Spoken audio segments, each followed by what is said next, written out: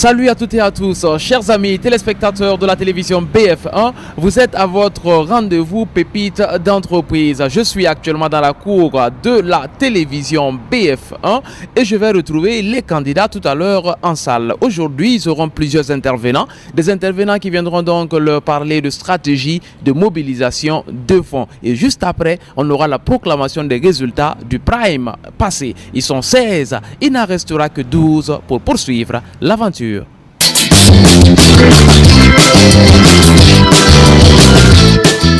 Alors nous sommes dans la salle de conférence de la télévision BF1 avec nos chers pépites qui sont toujours en lice pour l'aventure Pépites d'entreprise.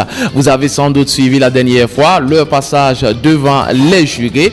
Donc ils sont passés pour parler de leur stratégie marketing et relations clients. Nous avons les résultats. Nous savons qui des 16 contenu l'aventure. Ils auront ces résultats en fin donc de session aujourd'hui. Mais avant, il va falloir les outiller. Nous avons pour commencer cette journée un monsieur. Il s'agit de monsieur Bado. Monsieur Bado donc qui nous vient de l'AFP PME et il va se présenter et nous dire de quoi est-ce qu'il va parler aujourd'hui avec nos pépites. Bonjour monsieur Bado. Alors, je m'appelle Bado Florentin. Je suis conseiller d'entreprise à l'agence de financement et de promotion des petites et moyennes entreprises. Donc, je réponds à cette invitation parce que c'est mon devoir d'apporter en tout cas les informations nécessaires à tout quiconque bien sûr veut entreprendre. Donc, voici la raison de ma présence ici. D'accord, donc vous allez présenter ce que vous avez à votre niveau et après ils pourront bien entendu poser des questions. Voilà, grosso modo, qu'est-ce qu'ils vont voir aujourd'hui? Alors, c'est vrai qu'il y a beaucoup de sources de financement au regard bien sûr la jeunesse, ce que je vois, le public cible. Je vois que notre accompagnement peut apporter un plus. Voilà, surtout qu'à notre sein, nous avons un incubateur qui prend en compte en tout cas les besoins des jeunes entrepreneurs. Donc, il pense bien qu'à la fin de cette session, nous allons trouver une porte de sortie pour ces jeunes. Formidable. Je vous demande d'applaudir très fort pour monsieur Bado et on va y aller. Pépites!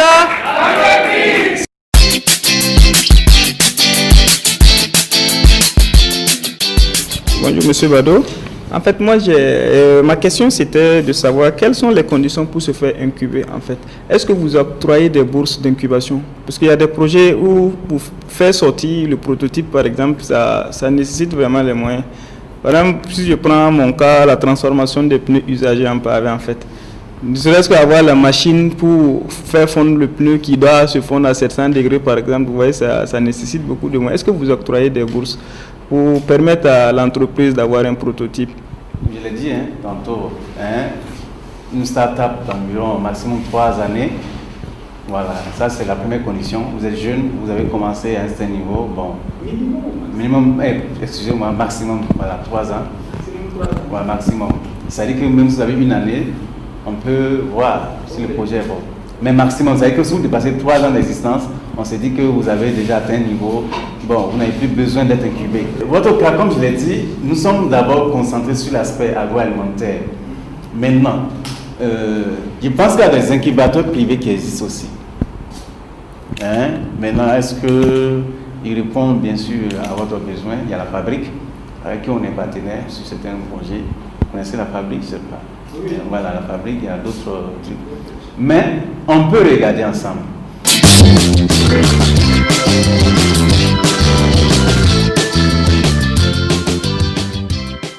Ok.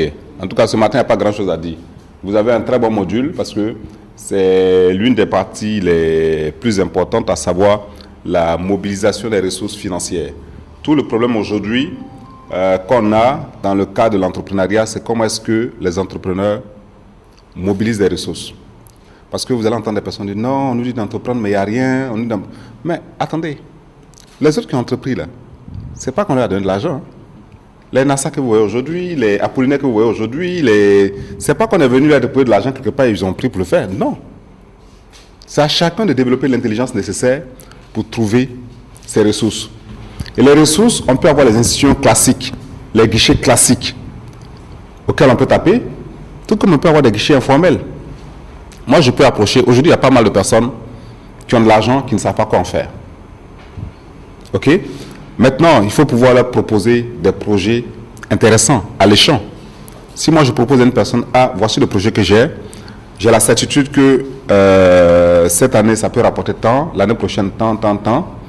Si vous m'accompagnez sur 5 ans, voici ce qui vous revient et voici votre part dans l'entreprise. Parce que nous, une fois de plus, le problème qu'on a, on ne sait pas gérer en synergie. On veut être le tout puissant patron de la toute petite boîte. Faites entrer des gens dedans. Voilà, faites entrer des gens dedans. Moi, je serais intéressé quand un jeune vient me voir pour dire « monsieur Sarré, j'ai mon projet. Si vous voulez prendre 25% de part à hauteur de tel montant, tout en sachant qu'avec moi, vous pouvez avoir du liquide. Parce que vous n'avez pas de liquide pour le moment. Et vous savez qu'avec ce liquide-là, vous pouvez développer autre chose. Mais au lieu de ça, vous voulez me dire « monsieur Sarré, pardon, il faut m'aider. Tu veux être patron. Tu n'as pas les moyens d'être patron, mais tu ne veux pas ouvrir. » Il faut être stratégique. Voilà, comme je dis, il y a les guichets classiques. Il y en a qui sont connus, il y en a peu connus, il n'y en a pas du tout. Et eux, justement, qui sont dans ce domaine, ont pas mal de connaissances et d'informations qu'ils pourront mettre à votre disposition. Mais une fois de plus, c'est l'intelligence qu'il y a à mettre. Il faut mettre de l'intelligence, il faut mettre de la stratégie dedans. J'ai besoin d'argent, de tel montant pour faire tel projet. Je n'ai pas le montant. Je fais ce qu'on appelle un tour de table. Pour avoir cet argent, qu'est-ce qui est possible de faire? Quelles sont les différentes possibilités qui s'offrent à moi? Des plus extrêmes aux moins extrêmes. Et on procède par élimination. Bon, on peut mettre sur la table, j'ai besoin de 10 millions. Si je vends ma mère, je peux avoir les 10 millions. Ça, c'est une possibilité. Je peux aussi vendre mon père. C'est une possibilité. Je peux aller travailler pour le compte de telle structure. C'est-à-dire, au lieu de me faire payer à tel montant, je me fais payer à tel autre montant. Ça me permet d'avoir la liquidité. Si je me sers sur 6 mois ou sur une année, j'ai un minimum de fonds. Je mets ça sur la table. Je peux aller m'endetter auprès d'un ami. Je mets ça sur la table. Il y a telle fille là, ses parents sont pas mal. Je peux sortir avec elle peut-être quelque temps, je pourrais avoir. Je mets ça sur la table. Autant de choix possibles. Et puis après maintenant, par rapport au risque qu'il y a derrière chacun, vous procédez par élimination. Ok? Mais vous avez fait le tour de table. Vous avez fait le tour de table. Vous connaissez M. Bado au niveau de la FPME, ça fait partie. Comment est-ce que je peux aller le voir, tout ça, même pour monter mon projet? M. Bado, je n'ai pas la compétence pour monter le projet, mais si vous le montez, soit vous avez 5% de capital, ou 2,5% de capital, ou si ce que j'aurai, vous aurez tel pourcentage. Parce qu'il faut que je sois motivé. Ce n'est que sur la base d'intérêt. Arrêtez d'aller dire, je demande, arrêtez ça. Nous tous là, on a des pauvres dans nos familles. On n'a pas fini de sortir les pauvres là de la galère pour aller aider d'autres pauvres ailleurs. Chacun de nous que vous voyez là, même le président Roch, il a des pauvres dans sa famille, il n'a pas fini de les aider. Donc arrêtez de dire qu'on va les demander et puis sur la base du fait qu'on fait pitié, du fait qu'on a pu, on va vous... Non, ça c'est pas l'entrepreneur. Voilà, je ne vais pas prendre plus de temps que ça. Comme je dis, soyez attentifs, assidus pour ce module parce que c'est très important. Voilà, l'argent c'est le nerf de la guerre. Si les autres ont pu le faire, il n'y a pas de raison que vous ne puissiez pas le faire.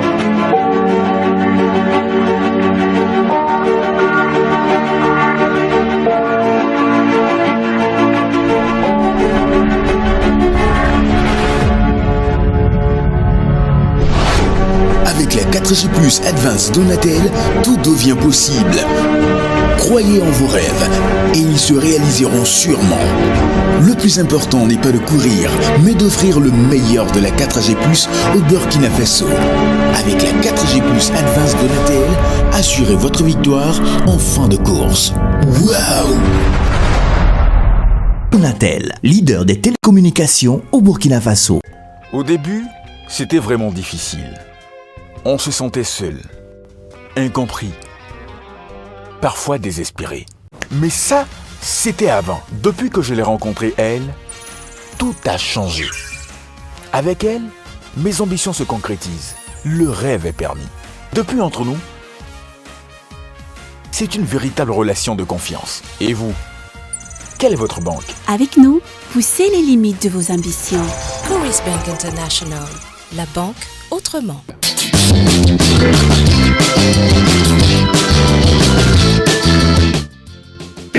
Voilà, alors donc nous sommes à présent avec une équipe de l'ACEP Burkina.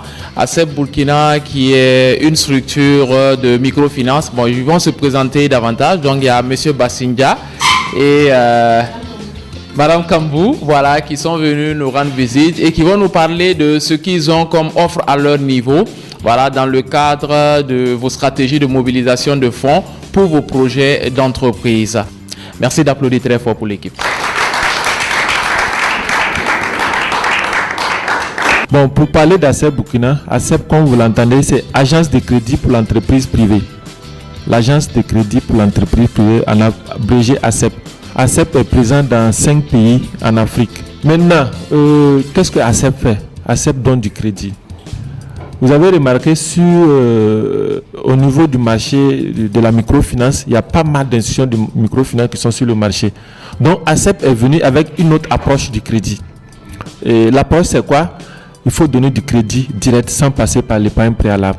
Parce qu'on s'est rendu compte que sur le marché, la plupart des personnes, des jeunes entrepreneurs, ils ont des idées, ils ont des projets en tête qu'ils veulent mettre en œuvre. Mais ce qui bloque, c'est les conditions d'accès à ce crédit-là. Et qu'est-ce qu'ACEP a décidé de faire? Il faut donner du crédit afin que ces personnes-là puissent mettre en œuvre les activités. Et j'ai parlé tantôt du crédit sans passer par l'épargne préalable. Qu'est-ce que ça dit? Chez nous, on ne demande pas à un client de venir ouvrir un compte, faire des mouvements pendant 2-3 mois. Non, on ne le fait pas. Qu'est-ce qu'on fait concrètement? Lorsque vous avez une activité qui est en place, on a besoin que vous commencez votre activité. Pourquoi on a besoin que vous commencez votre activité? Parce que vous le savez bien, tant que tu n'as pas mis ton idée en œuvre, on peut douter vraiment de ta volonté de pouvoir conduire cette activité-là à fond. Donc, nous avons besoin à notre niveau que vous commencez cette activité-là. On viendra regarder, apprécier ce que vous êtes en train de faire. En ce moment, dès lors qu'on voit qu'il y a du sérieux, et que ce que vous voulez faire aussi, c'est viable, c'est une activité qui est viable, ACEP va monter un dossier de crédit. Et lorsque le dossier de crédit est monté, ce dossier sera examiné par un comité. Voilà. Et si c'est accordé, on ouvre automatiquement un compte pour vous. La garantie. Voilà, donc voilà la procédure d'acquisition du crédit à votre niveau. Chez nous, qu'est-ce que nous faisons concrètement? La garantie n'est pas une barrière au crédit ACEP. Je sais que parmi nous ici, la plupart, vous avez des mobilettes, des meubles de maison, c'est-à-dire une télé, frigo, salon. Tout ça, ce sont des éléments que nous prenons en garantie. Et si tu as une mobilette, qu'est-ce que nous faisons concrètement? Il suffit de faire une copie simple de la carte grise de ta moto, tu nous donnes. Et dès lors que le dossier est accepté, tu vas légaliser cette carte grise venue. Tu gardes l'original avec toi, tu circules librement. Voilà. On n'a pas besoin de prendre cette carte grise déposée chez nous, de mettre un cachet sous gage. Parce qu'en mettant sous gage, dès lors que tu finis de rembourser ce crédit-là, il faudra encore répartir au niveau de transport pour établir encore une autre carte grise. Ce sont des coûts supplémentaires. Et ça, c'est pas intéressant. Au-delà de ça aussi, même si tu n'as pas de garantie, tu as un frère, tu as une soeur, tu as une maman, ou bien ton papa également, s'il peut t'apporter ces éléments-là, nous on les prend en garantie. Mais la première garantie chez nous, c'est la moralité de la personne.